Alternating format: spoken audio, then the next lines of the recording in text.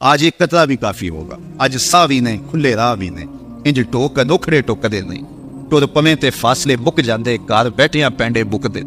آج قدم قدم چلیں گے. ماضی کے گناہ تو ایک آنسو سے دھوئے جا سکتے ہیں نا. وہ ایک فقیر تھا, بازار میں کھڑا رو رہا تھا, تو کسی نے روک کے کہا بابا کیا ماجرا ہے, کسی نے مارا ہے, کیوں رو رہے ہو؟ اس نے کہا نہیں کوئی ایسی بات نہیں, ان لوگوں کے رویے نے رلا دیا. کہا کیا مطلب؟ کہا بازار سے گزر رہا تھا, ان لوگوں کو دنیا میں کھوئے ہوئے دیکھا تو میرے دل میں ترس جاگا, تو میرا خیال یہ ہوا کہ ان بندوں کی رب کی صلح نہ کروا دوں. تو میں نے پھر اس سے بات کی, تو آواز آئی ٹھیک ہے لے آ ان کو میری چوکھٹ پہ, ایک آنسو سے سارے گناہ معاف کر دوں. میں بڑا خوش ہوا, میں ان سے بات کی, یہ الٹا میرا مذاق اڑانے لگے, جا بابا کام کر, تجھے کیا پتا دنیا داری کیا ہوتی. تو وہ تو مان رہا تھا, یہ نہیں مان رہے, تو مجھے ان کے رویے پہ رونا آ رہا ہے. وہ کہتے میں بخشنے پہ آماتا ہوں, ہم تو مائل بکرم ہیں, کوئی سائل ہی نہیں, راہ دکھلائے کسے, راہ رب منزل ہی نہیں, جلوائے طور تو موجود ہے, کوئی موسیٰ ہی نہیں. وہ تو کہتے میں معاف کر دوں گا, لیکن یہ عجیب ہے کہ یہ آمادہ ہی نہیں, یہ مان نہیں رہے. تو مجھے ان کے رویے پہ افسوس آ گیا, ان کے رویے پہ رونا آ گیا, اس لیے میں رو رہا ہوں, ورنہ مجھے مارا نہیں, کوئی تکلیف نہیں پہنچائی. خیر اگلے دن وہی بزرگ قبرستان کے قریب سے گزرے تو دیکھا کہ وہ بابا قبرستان میں کھڑا رو رہا ہے.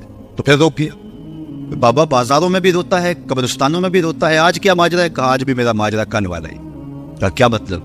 کہا کل بازار سے گزر رہا تھا, ان کو دنیا میں کھوئے ہوئے دیکھا, میرے دل میں ترس جاگا, تو میرا خیال ہوا ان بندوں کی اور رب کی صلح کروا دوں. تو وہ تو مان رہا تھا, وہ بندے ہی نہ مانے, تو آج میں ادھر آ گیا. میں نے کہا چلو ان سے بات کر. آج میرا خیال یہ ہوا کہ قبرستان والوں کی اور رب کی صلح کروا دوں. تو کہا پھر آج کیا بنا؟ کہا آج یہ مان گئے ہیں, وہ نہیں مانتا. تو صاحبو آج وہ مان رہا ہے, آج ہم مان جائیں. میں نے کتب میں پڑھا ہے کل قیامت کے دن نیکوکار بھی پچھتائیں گے. بدکاروں کا پچھتانا تو سمجھ میں آتا ہے, نیکوکار کیا کیوں پچھتائیں گے؟ جب اپنے اچھے اعمال کی جزا دیکھیں گے تو پچھتائیں گے, جو چند لمحے ضائع کر دیے وہ بھی کیوں ضائع کر. اس لیے یہ ڈھلتا ہوا سورج, یہ دیکھے ابھی جب داخل ہوئے تھے تو سورج ابھی سر پہ تھا, لیکن اب سورج درد غروب سے زرد ہو چکا ہوگا, اور چند لمحوں کے بعد وہ نگاہوں سے اوجھل ہوگا. میاں صاحب بھی بولے کہ زندگی تیری جو ہے ڈوبتے سورج کی طرح ہے, ٹیگرتے دن گیا محمد, اوڑک نو ڈوب جانا. تو یہ میں اور آپ لمحہ لمحہ موت کے قریب ہو رہے ہیں. اس سے قبل کہ وہ وقت آئے, کوئی حجت باقی نہ رہے, مجھے اپنی زندگی کو, آپ کو اپنی زندگی کو اللہ اور اس کے رسول کی چوکھٹ پہ حاضر کر دینا ہے. ہمارے میزبان محترم نے کہا والدہ ماجدہ کی بابت, تو آج ان کے اصال ثواب کے لیے میں اور آپ جمع ہیں. ایک وقت ہمارے اوپر بھی آنے والا ہے کہ لوگ ہمارے لیے جمع ہو رہے ہوں. یہ وقت تو آنے والا ہے, اس کے تو چھٹکارا نہیں ہے, اس سے تو خلاصی نہیں ہے, کوئی بھاگ سکتا نہیں ہے, موت سے تو فرار نہیں ہے. تو آج وہ نہیں ہے, لیکن ان کا سعادت مند بیٹا ان کی یادوں کے چراغ کو روشن کیے ہوئے.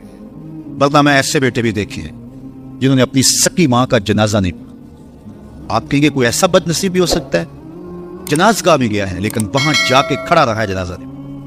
آپ کہیں گے کہ ایسا بد نصیب, میں نے کہا ایسے بد نصیب آپ نے بھی دیکھے ہوں گے. یہ کون سے بد نصیب ہیں؟ یہ وہ بد نصیب ہیں جنہیں جنازہ آتا نہیں. ساری زندگی لوگوں سے فراڈ کرتے ہیں, اور جب اپنی ماں مر جاتی ہے, اپنا باپ فوت ہو جاتا ہے, تو یہ فراڈ پھر وہ اپنی ماں سے بھی کرتے ہیں, اپنے باپ سے بھی کرتے ہیں. مجھے بتاؤ کتنا بد نصیب ہے وہ بیٹا کہ جو اپنی ماں سے, اور وہ بھی مرنے کے بعد فراڈ کر رہا ہے, اور اپنے باپ سے وہ بھی مرنے کے بعد فراڈ کر رہا ہے. اور کتنا خوش نصیب بیٹا ہے کہ جو روزانہ اپنی ماں کے لیے دعا کرے.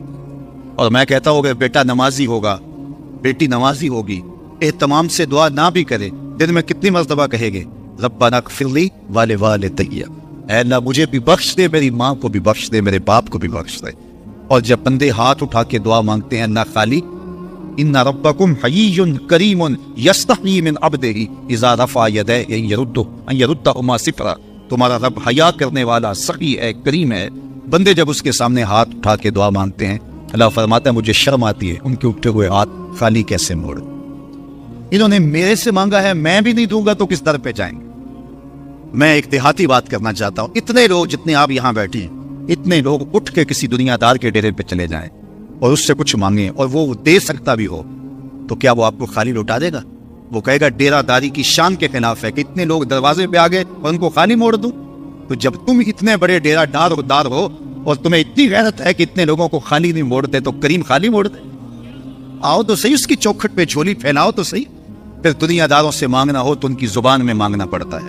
اللہ سے جس زبان میں مرضی مانگو، عربی میں مانگو، اردو میں مانگو، ہندی میں مانگو، سندھی میں مانگو، اقبال کے لہجے میں مانگو، سادی کے انداز میں مانگو. نہیں مانگنا آتا خالی ہاتھ پھیلا دو، وہ بند لبوں کی بولی ابھی سنتا ہے.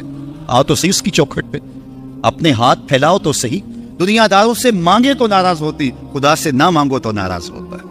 اللہ کل ما یا باؤ بکم ربی لولا دعاؤکم. آؤ نا اس کی چوکھٹ پہ، دستے طلب دراز کرو. دنیا داروں سے مانگنے کے لیے وقت چاہیے. اس وقت تو صاحب سوئے ہوں گے، اس وقت تو ناشتہ کر رہے ہوں گے، اس وقت تو بیوی بچوں کے ساتھ مشغول ہوں گے. لیکن اللہ سے جب بھی مانگو، پچھلے پہر کنڈی کھڑکاؤ، در رحمت کھلا پاؤ. دن کو مانگو، رات کو مانگو، مانگو تو صحیح. وہ تو اتنا کریم ہے. اچھا بت کو سامنے کھڑا کیا ہے اور زلیخا ہاتھ جوڑے بت کے آگے پکار کرتی ہے. روزانہ سے شام کھڑی ہو جاتی ہے، یا سنامی یا سنامی، اے میرے بت، اے میرے بت، بچھڑا ہوا یوسف ملا دے. سحر دم تک پکارتی رہتی. عمر بیت گئی، چہرے پہ جھریاں آ گئی، بڑھاپا طاری ہو گیا. ایک دن رات کا پچھلا پہر ہے، بت کے آگے ہاتھ جوڑے یا سنامی کا وظیفہ پڑھ رہی ہے. اچانک نیند کا جھٹکا آ گیا، زبان پل کھا گئی، بولی یا سمادی، یا سمادی. کہا جبریل جلدی جا، یوسف کے گھوڑے کا رخ موڑ دے. یا اللہ تجھے تو نہیں پکار رہی، وہ تو بت کو پکار رہی ہے.